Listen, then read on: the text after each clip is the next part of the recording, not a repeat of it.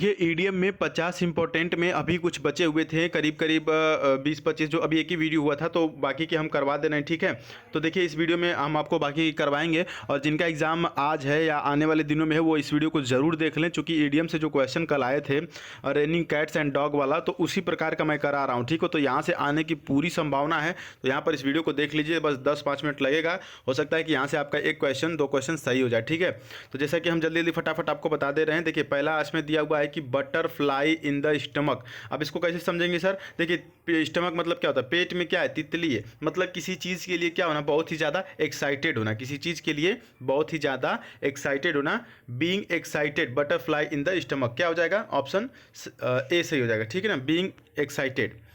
अगला देखिए option next question है कि lead someone by the nose. किसी को ना नाक से लीड करना। Nose, lead someone by nose मतलब कि जहाँ जहाँ मैं बोल रहा हूँ वहाँ वहाँ चलो। जहाँ जहाँ मैं बोल रहा हूँ वहाँ वहाँ चलो। टू डोमिनेट समवन क्या हो जाएगा? To dominate someone, option C सही हो जाएगा। नेक्स्ट देखिए काउच पोटैटो। काउच पोटैटो का मतलब क्या होता है? काउच पोटैटो ना उसको बोलते हैं जो काउच पर बैठ करके, सोफा पर बैठ कर आलू खाते रहते हैं, मतलब आलू के चिप्स खाते रहते हैं। मतलब क्या हुआ सर? मतलब ये आलसी लोग को काउच पोटैटो बोलते हैं। ठीक है, जो दिन भर बैठकर क्या करते हैं? टीवी देखते रहते हैं। ऑप्शन बी हो जाएगा। A person who watches too much television, मतलब ऐसा व्यक्ति जो हमेशा बहुत ही ज़्यादा टीवी देखता रहता है, उसको बोलते हैं काउच पोटैटो। याद रखेंगे। ठीक है, अगला देखिए pull yourself together. Pull yourself together का मतलब क्या होता है? देखिए पुल योर सेल्फ टुगेदर का मतलब होता है ना कि अपने आप को पुल करो, मतलब घबराने की जरूरत नहीं है। काम डाउन, जैसे कोई गुस्सा होता है तो उसको क्या बोलते हैं? काम डाउन, घबराओ मत, शांत हो जाओ। Option B. अगला ये give someone the cold shoulder. देखिए आपके घर पे कोई आता है तो उसको एक तो आप करते हैं वार्म वेलकम, मतलब गर्म जोशी के साथ स्वागत करते हैं। एक होता है कि कोल्ड वेलकम, मतलब कि आप बहुत ही मतलब आराम से, मतलब कोई मतलब नहीं, इग्नोर कर देते हैं ना। कुछ लोग ऐसे रिश्तेदार होते हैं जो आते हैं, या कोई दोस्त मित्र होता है, आप उसको इग्नोर करना चाहते हैं, मतलब उसको क्या करते हैं? कोल्ड शोल्डर देते हैं। मतलब होता है कि इग्नोर समवन। क्या हो जाएगा? इग्नोर समवन, अनदेखा करना या इग्नोर करना।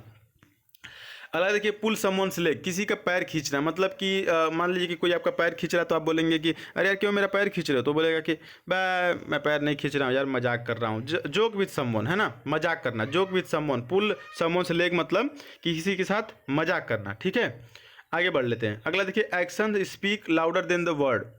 मतलब कि जो एक्शन होता है आपके शब्दों से ज़्यादा आपका क्या एक्शन जो है कि मायने रखता है, मतलब शब्दों से ज़्यादा कर्म आपका मायने रखता है। ऑप्शन बी सही हो जाएगा, यानी कि what you do is more important than what you से। मतलब जो आप कहते हैं उससे ज़्यादा इंपॉर्टेंट रखता है क्या आप करते हैं। लोग कहते हैं ना कि भैया मैं कहता नहीं हूँ, करता हूँ। ठीक है, चलिए नेक्स्ट की तरफ बढ़ते हैं। Gate out of hand. Gate out of hand मतलब हाथ से बाहर निकल जाना। बच्चा हाथ से बाहर निकल गया, मतलब क्या हो गया? कंट्रोल से बाहर निकल जाना। गेट आउट ऑफ हैंड का मतलब होता है to get out of the control. Next देखिए आपके सामने costs an arm and a leg, मतलब कि एक हाथ और एक पैर की कीमत बहुत ही ज़्यादा होगी ना, बहुत ही महंगा हो जाए। भाई एक कोई आपसे मांग ले कि भैया एक हाथ और एक पैर की कीमत दे दो, मतलब कोई भी चीज़ एक हाथ और एक पैर के जितना महंगा होना, दैट इज़ वेरी एक्सपेंसिव, बहुत ही ज़्यादा क्या होना? महंगा होना। नेक्स्ट देखिए at daggers drawn, dangerous drawn है ना। देखिए डैगर्स है, डैगर्स का मतलब होता है खंजर। तो भैया खंजर हमेशा तना रहता है किसके लिए? दुश्मन के लिए है ना। बिटरली हॉस्टाइल, जो कट्टर दुश्मन होते हैं उसको बोलते हैं at daggers drawn. Next question की तरफ बढ़ लेते हैं। फटाफट, टाइम नहीं है ना आपके पास, इसलिए जल्दी जल्दी समझा दे रहे हैं। पाई इन द स्काई का मतलब क्या होता है सर? देखिए पाई इन द स्काई, स्काई में पाई, पाई इसको समझ लीजिए, पाई देसी भाषा में छोड़िए वो सब। पाई मतलब भैया आकाश में पाई खींचना है तो असंभव बात है ना। इट इज़ वेरी क्या है?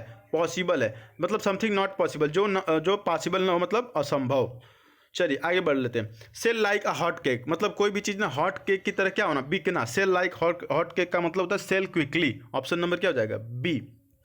नेक्स्ट क्वेश्चन की तरफ बढ़ लेते हैं। नेक्स्ट जो शब्द है आपके सामने, इन the same boat. In the same boat का मतलब होता है ना कि एक ही नाव में सवार होना। कहते हैं ना भैया कि जवन हाल तोरी उए हाल मोरी, मतलब जैसा आपकी स्थिति है वैसा हमारी भी स्थिति। इसको बोलते हैं एक ही नाव में सवार होना। और ईडियम्स में बोलते हैं कि इन द सेम बोट, यानी कि एट द क्या होगा?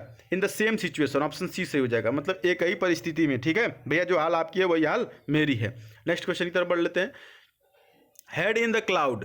हेड इन द क्लाउड मतलब भैया सर जो है क्या है? आसमान में। सर आपका आसमान में, मतलब कि क्या भैया दिन में सपना देख रहे हैं क्या? ऐसा होता है ना, लोग बोलते हैं भैया दिन दहाड़े सपना देख रहे हैं, दिन में सपना देख रहे हैं।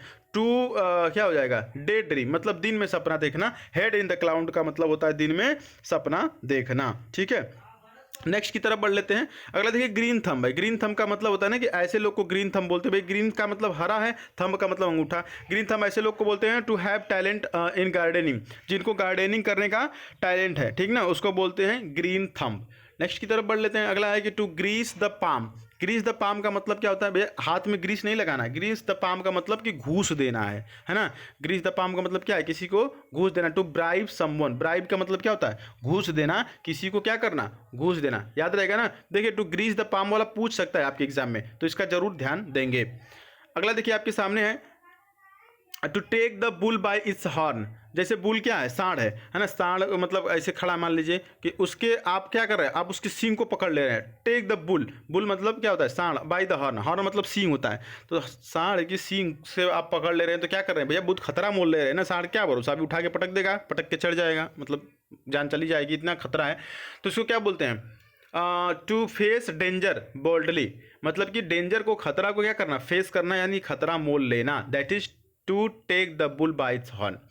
नेक्स्ट की तरफ बढ़ते हैं। गिफ्ट ऑफ द गैप, इसको मैं पहले भी करा चुका हूं, इसलिए दोबारा करा रहा हूं क्योंकि एयर फोर्स में बहुत बार ये पूछा गया है। गिफ्ट ऑफ द गैप का मतलब क्या होता है? गिफ्ट ऑफ द गैप का मतलब होता है ना, have the talent to speak, मतलब कि बोलने की कला। बोलने की क्या बोलते हैं? कला। बोलने की कला को क्या बोलते हैं इडियम्स में? Gift of the gap. तो यहाँ पर इतना लगभग हमने 18 कराया और उसमें करीब करीब 15 कराया था। ठीक है, टाइम मिलेगा तो बाकी देखा जाएगा, लेकिन इतना जितने हमने करा दिया आपको, 15 15 30 हो गया, 33 35 हो गया। तो कुल मिलाकर के आपको जितना है, बाकी अगर और आप भी देखना चाहते हैं तो प्रीवियस ईयर का सब प्लेलिस्ट वगैरह बना हुआ है, आप वहाँ से देख सकते हैं। देखिए आपके एयरफोर्स में ना एक भी ऐसा इंग्लिश का प्रश्न नहीं होगा जो कि हमारे इस चैनल पर उसका आंसर न मिले।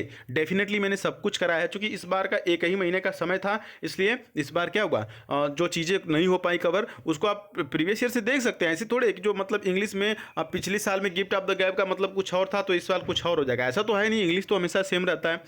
तो इसलिए हमने जो नहीं करा पाया, हमने आपको बताया था कि नहीं, आप प्लेलिस्ट से विजिट कर सकते हैं। बाकी टेलीग्राम पर जुड़ जाइए, मैं वहाँ पर पीडीएफ वगैरह दे रहा हूँ। जिनका एग्जाम आने वाली शिफ्ट में उनके लिए बेस्ट ऑफ लक। और आप अपने क्वेश्चंस जो है कि कमेंट बॉक्स में कमेंट कर सकते हैं। जब एग्जाम देकर के आएंगे कम्युनिटी टैब पर हम पोस्ट डाल देंगे, वहाँ पर जाकर के आप अपने क्वेश्चंस भेज दीजिएगा। बाकी कोई भी डाउट हो तो आप कमेंट बॉक्स में पूछिएगा। और एक बार मैं और आपको बता रहा हूँ, थोड़ा सा सुन लीजिए एक सेकंड के लिए। चूँकि देखिए जिनका एग्ज़ाम है ना, वो बिल्कुल आपको डरने की ज़रूरत नहीं है। अच्छा, कुछ बच्चे ऐसा होते हैं ना कि भैया देखो ये मेरा जो एग्ज़ाम है ना, ये मेरा लास्ट एग्ज़ाम है, अगर मैं इसे पास नहीं होऊंगा ना, इसे मैं पास नहीं होगा तो मेरी पूरी दुनिया ख़त्म हो जाएगी, मेरे माँ बाप के सपने ख़त्म हो जाएंगे। मतलब कि ये एग्ज़ाम मेरी लाइफ का फर्स्ट एंड लास्ट है। कुछ लोगों के लिए फ़र्स्ट तो छोड़िए, सिर्फ लास्ट है। तो इस एग्ज़ाम को पास होना ही होना है। जब आप इस चीज़ को सोच के जाते हैं ना कि ये एग्ज़ाम जो है कि मेरा लास्ट है, तो आपके अंदर ना एक्स्ट्रा प्रेशर होता है। मतलब जो चीज़ें आती रहती है वो भी भूल जाती हैं। तो एक चीज़ ही सिर्फ आपको फिलहाल में सिलेक्शन दिला दे सकती है, वो आपका है एससी, यानी कि सेल्फ कॉन्फिडेंस। सेल्फ कॉन्फिडेंस आपके अंदर होना चाहिए।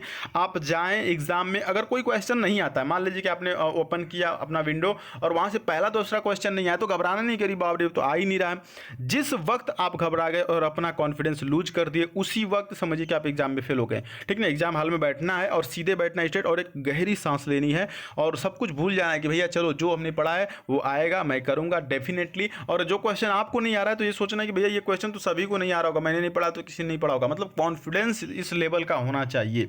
और बढ़िया से पेपर दे करके आइए, फिर आइए तो बताइए कि कैसा आपका एग्जाम हुआ है।